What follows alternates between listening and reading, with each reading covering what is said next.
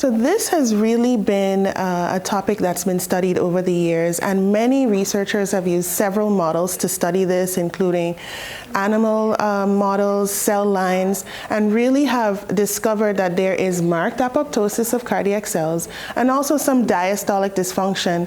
But really the earliest mechanisms are not well understood. And so in our study, we embarked upon looking at a model that would be able to study this in a more physiologically relevant way, and also being able to map out some of the earlier changes that are occurring in cardiac cells to be able to look at light chain-induced cardiotoxicity. And so what we did was we used the induced pluripotent stem cell-based model to begin to start to untangle some of these early mechanisms that are not well understood. And the beauty of this model is that it really is physiologically relevant in the sense that it's directly patient-derived as opposed to many other models. Additionally, these are cells that can be reproduced from many different studies. And so when we think about that and consider looking at new biomarkers and novel therapeutics, it's really an attractive model to use.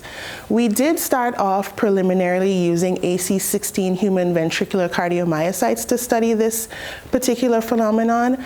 And after we got everything working, then we now transferred our work into iPSC-derived cardiomyocytes. And what we found was particularly interesting, still a lot to really work through, but most importantly, we found that there may be some early cardiac hypertrophy and cardiac remodeling that occurs in cardiomyocytes that are exposed directly to light chains. And interestingly, this is in some contrast to what is seen in ATTR, because we did compare cardiomyocyte dosing to cells that are dosed with ATTR amyloidosis. So very, very interesting. One other thing that was also pretty interesting is that we found actually a downregulation of transcripts that were related to adaptive immune response, which is in contrast to what has been shown with the Mayo group that found that there's increased inflammatory and immune responses to fibrils. So this tells us that there may be some divergence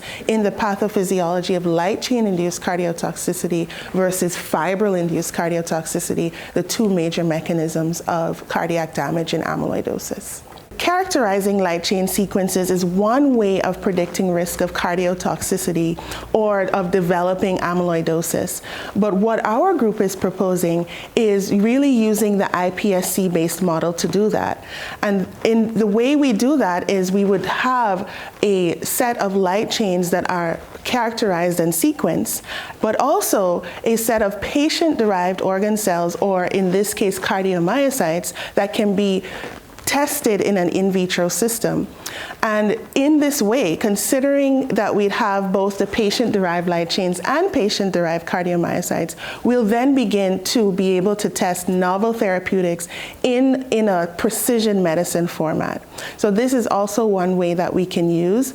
The other thing I would say is that having this bank of light chains that are characterized, we would now be able to look at our bank and our database and sequence patients in the clinic and decide from our testing in vitro which patients could potentially have, for example, light chain-induced cardiotoxicity.